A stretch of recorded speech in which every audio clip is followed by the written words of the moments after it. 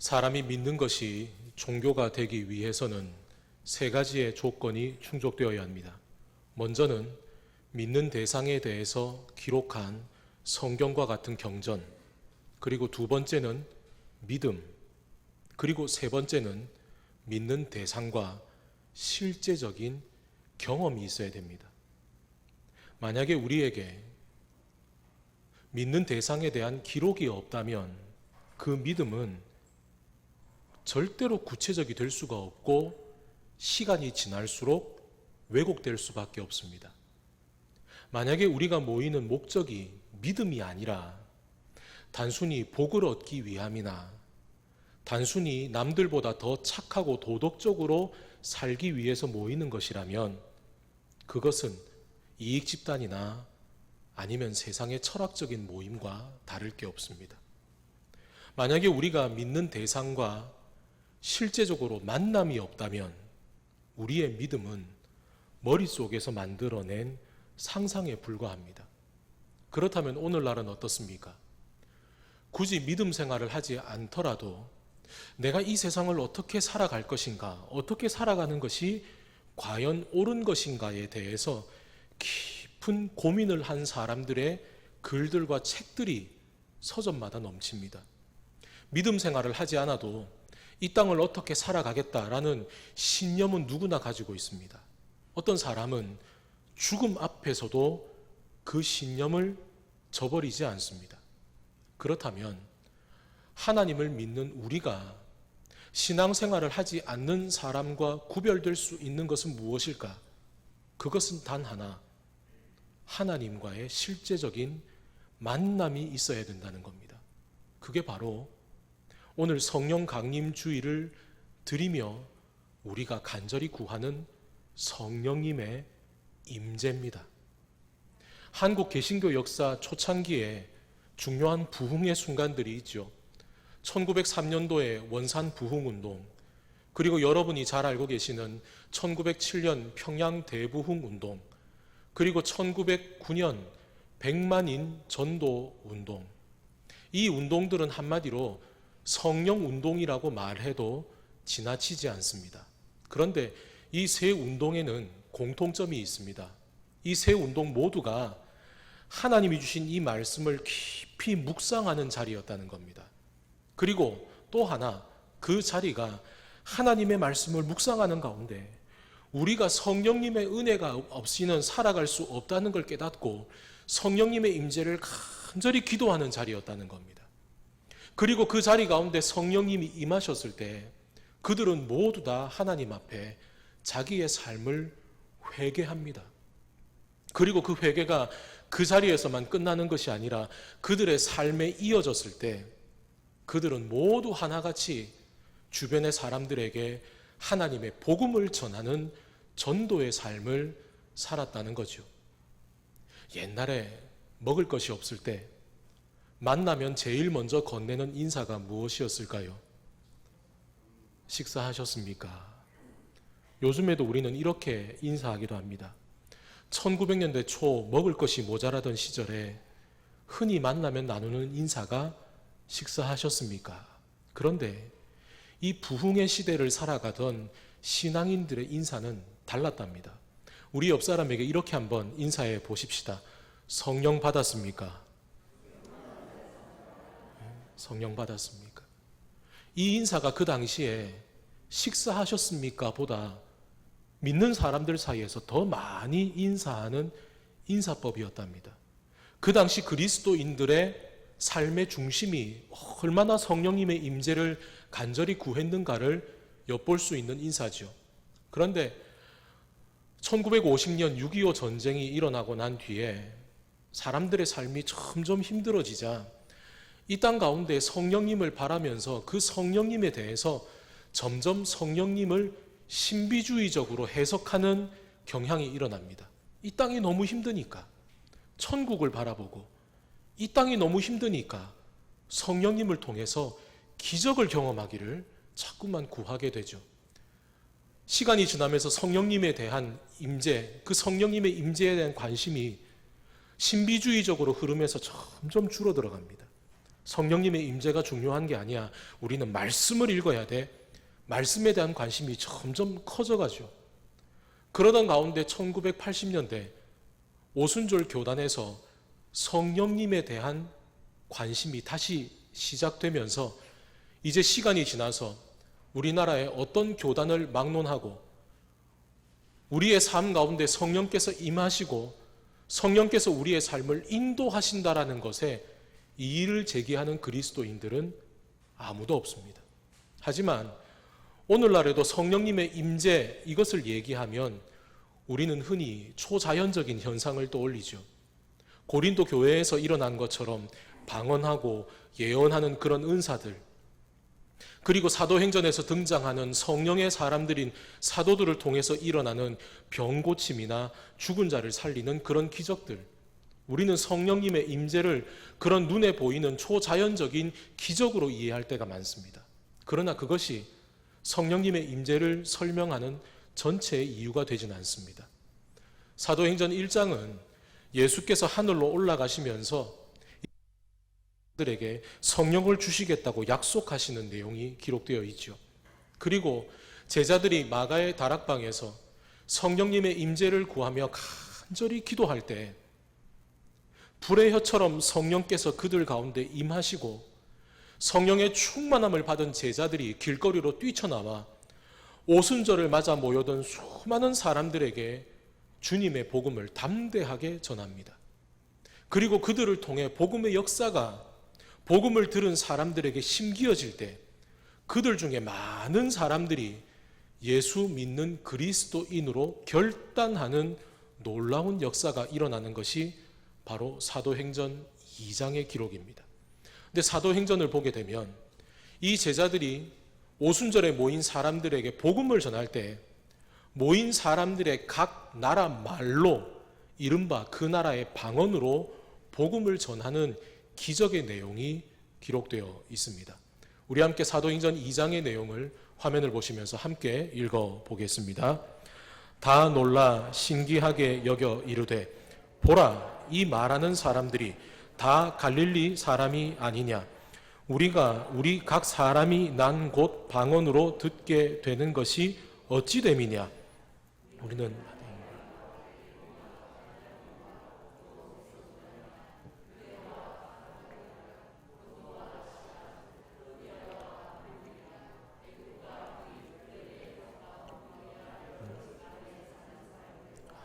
로마로부터 온 나그네 곧 유대인과 유대교에 들어온 사람들과 그레데인들과 아라비아인들이라 우리가 다 우리의 각 언어로 하나님의 큰 일을 말함을 듣는도다 하고. 아멘. 지금 방금 이 사람들의 고백을 가만히 손꼽아 보면 유대 땅을 제외하고 지금 그들이 모여 있는 각 나라의 수만 하더라도 14개 나라입니다.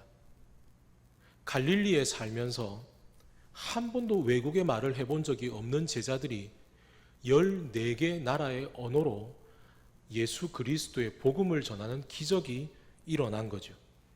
뒤집어 보자면 지금 그만큼 이 오순절을 맞아서 이 오순절을 지키기 위해 예루살렘에 모여든 유대인들과 이방인들이 그만큼 많은 나라에서 모였다는 것을 의미합니다. 근데 이 모인 사람들이 그 복음을 듣고 이제 예수 그리스도를 따라 사는 그리스도인이 되겠다 결단하고 오순절이 끝나고도 자기의 나라로 돌아가지 않고 남아서 공동체를 만듭니다. 이제 그들에게 어떤 일이 일어날까요? 우리 함께 사도행전 2장의 말씀을 읽어보도록 하겠습니다. 그들이 사도의 가르침을 받아 서로 교제하고 떡을 떼며 오로지 기도하기를 힘쓰니라. 사람마다 두려워하는데 사도들로 말미암아 기사와 표적이 많이 나타나니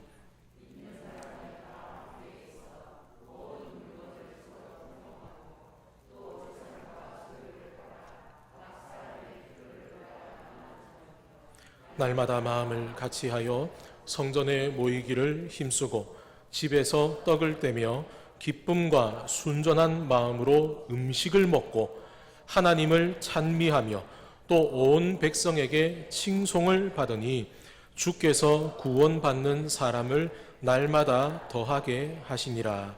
아멘. 여러분, 같은 언어를 쓰는 남녀가 만나서 오랫동안 연애하고 결혼을 해도 살아온 삶이 다르기 때문에 부부싸움을 하죠. 그런데 여기에 14개 나라에 흩어져 살던 서로 다른 언어를 쓰는 사람들이 모여서 하루아침에 같이 공동체를 이루었습니다. 그렇게 살아가면 말도 다르고 살아온 문화도 다르고 살아온 관습과 신앙관도 다른 사람들이 모였으니 다툼이 일어나는 게 당연한 것 아닙니까? 애초에 오순절 이 기간만을 지내기 위해서 왔던 여행객들이 오순절이 끝나고 나도 돌아가지 않으니 이제 그들이 살아가면서 살아가는 모든 것들이 다 부족해지는 것은 당연한 일이죠. 한마디로 그들이 예수 그리스도를 믿는 그리스도인 되기로 결심했기 때문에 그들의 삶에 변한 것은 그들의 삶의 자리가 바뀌어 버렸습니다. 그런데 그들이 바뀐 것은 삶의 자리만 바뀐 게 아닙니다. 그 삶의 자리를 살아가는 삶의 방식이 바뀌었습니다. 더 이상 내가 가지고 있는 것을 내 것이라고 꼭 끌어안는 게 아니라 필요한 사람에게는 아무런 조건 없이 막 퍼주면서 나누어 주고, 함께 모이면 하나님의 말씀 안에 하나가 되어서 기쁨이 가득하고, 흩어지면 이 복음을 다른 사람들에게 전하는 이 일들, 한 번도 말해보지 못한 남의 나라 말을 말하는 것, 그것만이 기적이겠습니까? 우리의 생각과 방법으로는 도무지 살아갈 수 없는 이런 삶을 살아가는 것도 기적이죠. 그렇다면 어떻게 이 기적 같은 삶을 살아갈 수 있었을까? 그들에게 앞서 복음을 전한 베드로는 그 복음 가운데 이들에게 이렇게 말합니다. 우리 함께 본문의 말씀 읽어 보십시다. 베드로가 이르되 너희가 회개하여 각각 예수 그리스도의 이름으로 세례를 받고 죄 사함을 받으라. 그리하면 성령의 선물을 받으리니 이 약속은 너희와 너희 자녀와 모든 먼데 사람 곧 주 우리 하나님이 얼마든지 부르시는 자들에게 하신 것이라 하고, 또 여러 말로 확증하며 권하여 이르되 너희가 이 패역한 세대에서 구원을 받으라 하니 그 말을 받은 사람들은 세례를 받음에 신도의 수가 3,000이나 더하더라. 아멘. 베드로가 말합니다. 너희가 세례를 받고 회개하면 성령의 선물을 받을 것이라고요. 근데 이 성령의 선물이 누구에게 주어지는 겁니까? 지금 멀리 있는 데서 다 온 사람들. 여러분, 지금 14개에 흩어져 있는 나라에서 모여든 사람들이 이 오순절로 모이게 된 건 누구의 결심입니까? 표면적으로는 자기의 결심이죠. 여기까지 오는데 누구의 발로 걸어왔습니까? 자기 발로 걸어왔죠. 그런데 베드로는 말하는 겁니다. 지금 여러분들이 그 흩어져 있던 먼 데서 여기까지 온 것은 여러분의 결단과 여러분의 방법으로 온 게 아니라 하나님께서 여러분들에게 성령의 선물을 주시기 위해서 여러분들을 부르셨다라고 말이죠. 여러분, 예수 그리스도를 믿음으로 그들의 삶에 일어난 변화는 그들의 삶의 자리가 변한 게 아닙니다. 그 변해버린 삶의 자리를 바라보는 그들의 시선과 그 변해버린 삶을 살아가는 그들의 삶의 방법이 변한 겁니다. 그런데 이것이 어떻게 변할 수 있었습니까? 성령이 그들에게 임하셨기 때문입니다.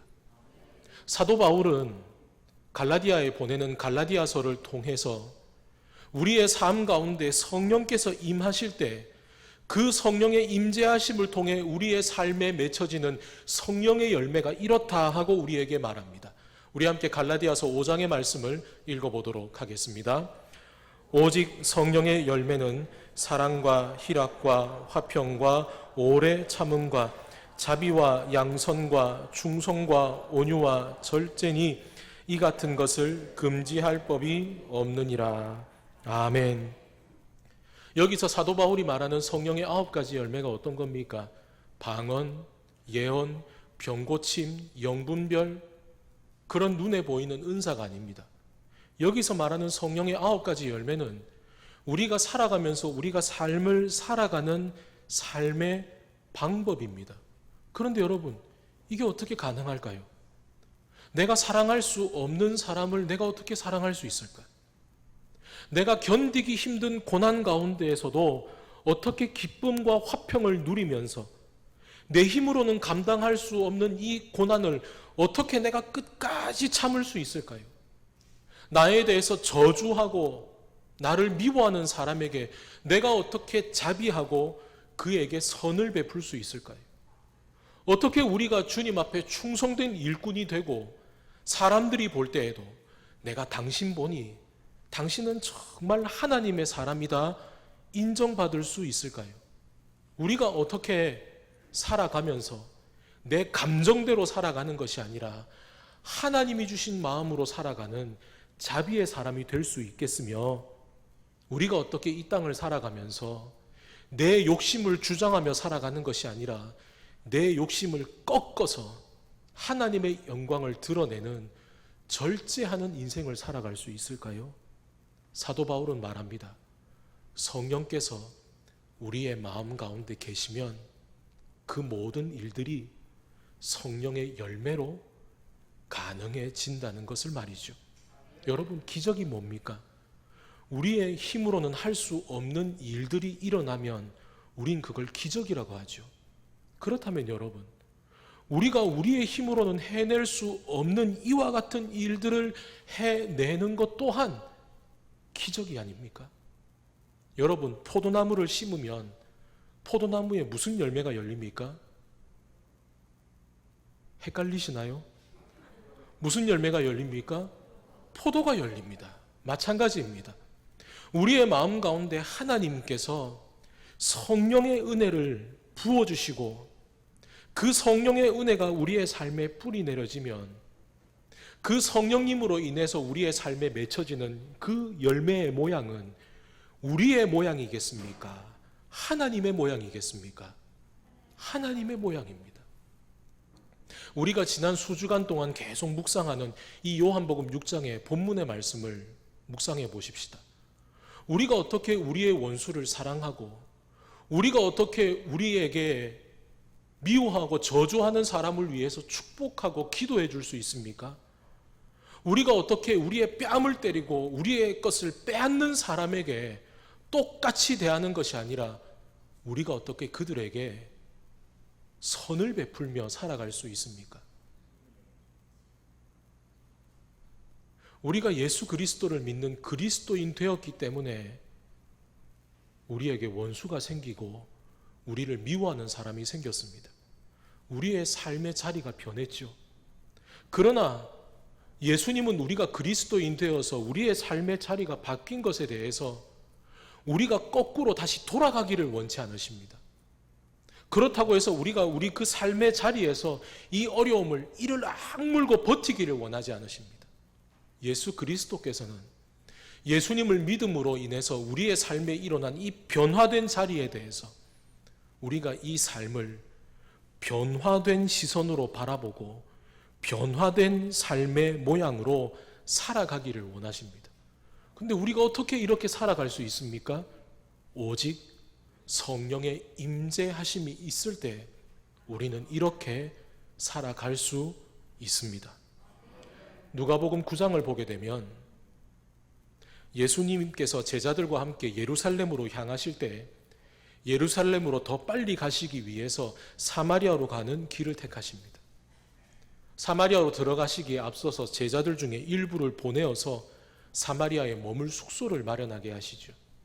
그런데 제자들이 사마리아에 방문하자 사마리아 사람들은 예수님과 그 일행들이 사마리아로 지나가는 목적이 예루살렘으로 간다는 것을 깨닫고 유대인들을 싫어하는 그들의 특성상 예수님과 제자들을 받아들이지 않습니다. 이 사마리아인들의 모습을 보고 화가 머리 끝까지 난 야고보와 요한이 돌아와서는 씩씩거리면서 예수님에게 이와 같이 말합니다. 야고보와 요한의 주장을 우리 함께 읽어 보시겠습니다. 주여, 우리가 멸하라 하기를 원하시나이까. 아멘. 그런데 우리가 방금 읽은 이 구절에 대해서 기록되어 있는 다른 사본들에는 우리가 방금 읽은 이 구절에 생략되어 있는 하나의 표현이 들어가 있습니다. 그것은 바로 엘리야가 행했던 것처럼.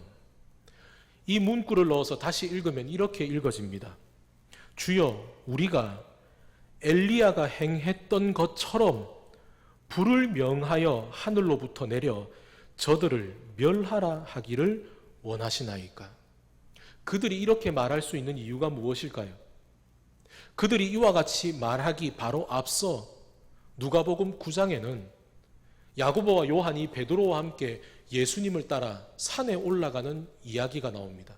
그런데 그들이 산에 올라갈 때 예수님께서 그들 앞에서 눈부시게 변하시죠. 그리고 그들은 예수님과 함께 모세와 엘리야가 예수님과 대화를 나누는 것을 보게 됩니다. 그들이 엘리야처럼 불을 내리게 할까요? 라고 말할 수 있었던 이유가 바로 여기 있습니다. 지금 야고보와 요한에게는 엘리야가 갈멜산에서 바알의 선지자들과 싸울 때 하늘에서 불이 내려온 그 이야기를 기억하고 있는 그들의 경전이 있습니다. 또한 그들에게는 지금 그들이 기도하면 엘리야에게 일어났던 것처럼 지금도 하나님께서 불을 내려서 사마리아 땅을 태우실 것이라는 믿음이 그들 가운데 있습니다. 그리고 그들 가운데에는 예수 그리스도가 나아가시는데 그 길 앞에 방해가 되는 것이 있다면 싹 다 치워버리겠다는 주님을 향한 충성도 있습니다. 그런데 그들에게 빠진 게 하나 있습니다. 바로 주님의 마음입니다. 얼마 전에 예수께서 그들에게 원수를 사랑하라고 하셨는데 그들에게는 원수를 사랑하는 마음은 눈꼽만큼도 없습니다. 지금 그들에게는 그때 변화산에서 만난 엘리야가 했던 것처럼 지금 이 예수님의 앞을 가로막는 사마리아 사람들에게 불을 내려서 그들을 태워서 예수님의 앞을 가로막는 것이 얼마나 무서운 것인가를 철저하게 깨닫게 하는 것이 가장 좋은 방법이라고 그들은 확신합니다. 그런 그들에게 예수께서 어떻게 하셨을까? 이어지는 구절은 이렇게 말합니다. 제가 읽어드리겠습니다. 예수께서 돌아보시며 꾸짖으시고 함께 다른 마을로 가시니라. 예수께서 제자들에게 야고보와 요한에게 무엇이라고 꾸짖으셨는지를 우리는 알 수 없습니다. 그러나 원수를 사랑하라고 말씀하신 예수께서 이들에게 어떤 말로 말씀하셨는지를 우리는 상상할 수 있습니다. 야고보와 요한이 불을 내려서 저들을 다 태워버릴까요? 말했던 건 단순히 야고보와 요한의 성품이 잔인하다는 걸 말하고 싶어서가 아닙니다. 오늘 우리도 마찬가지입니다. 우리에게 말씀이 있고 우리에게 믿음이 있고 설령 우리가 기적을 경험한다 하더라도 우리 안에 성령님의 임재가 없으면 우리는 이 모든 것을 나 자신의 중심으로 해석할 수밖에 없습니다. 그래, 이건 이런 뜻이야. 그래, 신앙생활은 이렇게 하면 되지. 우리는 이 모든 것을 심지어 우리의 신앙의 삶이나 교회를 섬기는데도 그대로 적용합니다. 이만큼 신앙생활하면 되지. 교회 섬기는 것 이만큼 하면 되지. 그래서 때로는 심지어 열심히 신앙생활하려는 다른 사람들에게 이렇게까지도 말할 때가 있습니다. 뭘 그렇게까지 해? 그냥 이 정도만 하면 돼. 우리는 올해 성경 읽기를 하고 있습니다. 올 1년 동안 우리 성경 한번 읽어보자 하는 거죠. 근데 여러분, 이 정도면 됩니까? 이 정도면 우리 신앙생활 열심히 하고 있는 겁니까? 우리 교인 가운데 황호상 집사님이라고 계십니다. 이 집사님이 저에게 고백하셨습니다. 신앙생활 한지 오래돼도 성경 제대로 읽은 적 없는데 올해 성경 일독 얘기 듣고 그래 한번 해보지 하고 시작하셨답니다. 그런데 이제 몇 개월이 지나서 5월 달이죠. 수주 전에 이 집사님이 저에게 말씀하시기를 그렇게 읽기 시작한 성경 5월달이 되어서 벌써 5독을 하셨답니다. 1부 때도 별로 안 놀라시더니 2부도 별로 안 놀라시네. 1개월에 성경을 한 번 읽으신 꼴이죠. 성경을 읽는 게 그렇게 즐겁고 재미있답니다. 회사에 있을 때나 집에 있을 때나 하루에 몇 시간이고 성경만 보신답니다. 그런데 읽어도 읽을 때마다 그렇게 좋답니다. 집사님이 달라지신 게 있습니다. 이제는 다른 사람 만나면 하나님 얘기하고 복음을 얘기하고 성경을 얘기한답니다. 저는 이것이 성령님의 역사라고 믿습니다. 여러분, 우리 교회 안에 이미 성령님의 역사가 일어나고 있습니다. 그런데 우리가 성령님의 임재를 기대하지 않으면 우리는 이 정도면 돼 하고 자꾸 선을 긋습니다. 그러나 성령께서 임재하시면 성령님은 우리가 그 선을 넘게 하십니다. 성령에 대한 얘기는 새로운 얘기가 아닙니다. 여러분도 다 알고 있는 얘기입니다. 성령 강림 주일이 올해부터 우리가 지키는 절기도 아닙니다. 매년마다 지키는 절기입니다. 그러나 여러분, 성령님은 우리를 새롭게 하십니다. 성령님은 우리를 멈추게 하는 분이 아닙니다. 성령님은 우리가 주님의 은혜를 깨달아서 그 기쁨을 누리게 하시고 우리로 하여금 춤추는 예배자가 되게 하십니다. 성령님은 우리로 하여금 주님 앞으로 점점 더 나아가게 하시고 우리를 새로운 삶의 변화로 이끄시는 분입니다. 그래서 사도 바울은 이렇게 고백합니다. 우리 고린도 후서의 말씀을 함께 읽어보겠습니다. 그런즉 누구든지 그리스도 안에 있으면 새로운 피조물이라. 이전 것은 지나갔으니 보라 새 것이 되었도다. 이전 것은 지나갔으니 보라 새 것이 되었도다. 아멘. 요즘 우리는 이전의 삶으로 다시 돌아갈 수 있기를 꿈꿉니다. 저는 지난 22일 미국 ABC 방송과의 인터뷰에서 강경화 외교부 장관이 우리나라가 코로나19를 어떻게 극복하고 있는지 그 극복 사례에 대해서 설명하면서 이와 같이 말하는 것을 들었습니다.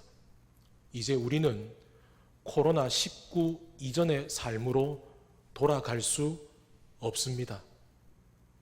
저는 그 말에 동의합니다. 많은 분야에 있는 이들이 코로나19 바이러스가 완전히 정복되지 않는 한 우리는 이전의 삶으로 돌아갈 수 없다고 말합니다. 이제는 야구장에 빽빽하게 앉아서 처음 보는 사람과도 어깨동무하고 응원하던 일도 우리가 다 같이 모여서 함께 음식을 나누어 먹으면서 즐겁게 교제하던 일도 4개월 전만 하더라도 너무나 당연했던 이 모든 일들이 이제 우리에게는 먼 일이 되어버렸습니다. 의료진들은 말합니다. 이제 우리의 삶에 바이러스가 가까이 있다는 것을 인정해야 한다고 말입니다. 맞는 말입니다. 우리는 이 코로나19의 질병이 하나님께서 우리에게 주신 징계라고 고백하기도 합니다. 그러나 하나님의 징계는 결코 우리를 버려두시는 것이 아닙니다. 저는 성령님의 임재하심이 코로나19 바이러스만큼이나 아니 그 바이러스보다도 훨씬 더 가깝게 우리의 삶 가운데 계심을 믿습니다. 주님의 징계는 우리를 멈추게 하시는 게 아닙니다. 주님의 징계는 우리를 앞으로 나아가게 하시는 것입니다. 이제는 우리가 더 이상 이전으로 돌아가는 것이 아니라 어쩔 수 없이 새로운 삶의 변화를 받아들이는 게 아니라 이제까지 우리가 살아갈 수 없을 것이라고 여겼던 우리의 힘으로는 할 수 없는 놀라운 삶의 변화를 우리에게 살아가게 하시는 것, 그것이 바로 성령님의 임재하심으로 우리에게 주시는 하나님의 은혜입니다. 여러분, 병아리는 알에서 깨어나죠. 그런데 그 병아리가 알 속에 있을 때 처음부터 병아리입니까? 알에서 병아리가 되어가죠. 요즘 텃밭에 가면 온갖 채소들이 많습니다. 그런데 그 채소들과 각각의 열매들이 거슬러 가서 씨앗일 때를 돌아보면 이 씨앗만 봐선 이게 도대체 뭔지를 모르죠. 그러나 여러분 어떻습니까? 그 씨앗이 땅에 심겨지면 우리가 알아볼 수 있는 모양으로 나오기 전에 먼저 땅 속에서 뿌리가 내리고 싹이 트는 발화의 과정을 거칩니다. 지금 우리의 삶도 같습니다. 지금 우리의 삶은 멈추어 있는 것이 아닙니다. 지금 우리의 삶은 이제 새로운 삶의 변화에서 이 새로운 삶의 변화를 새로운 시선으로 바라보고 우리의 힘으로는 도무지 살아갈 수 없는 새로운 변화된 삶으로 살아가시기 위해서 우리를 만들어 가시는 하나님의 변화의 시간이 바로 지금 멈춘 것 같은 삶을 살아가는 우리의 삶에 일어나는 보이지 않는 변화입니다. 그러니 여러분, 우리 모두가 이 성령 강림 주의를 드리면서 이제 우리의 삶을 새롭게 하시는 성령님의 임재를 기대하십시다. 이 정도면 돼. 이만큼이면 괜찮아. 우리의 교만으로 그어버렸던 그 선을 지워버리고 우리의 삶을 새롭게 하시는 성령님의 임재하심이 우리의 삶을 바꾸어 가실 수 있도록 우리의 삶을 내어 드리십시다. 우리의 삶이 진정 성령의 임재로 변화되는 삶을 살아갈 때 우리 안에 계시는 성령님의 임재는 질병으로 인해 막혀있던 우리의 삶을 꿰뚫고 나아가서 복음을 알지 못하는 이들에게 복음의 씨앗을 뿌리는 삶이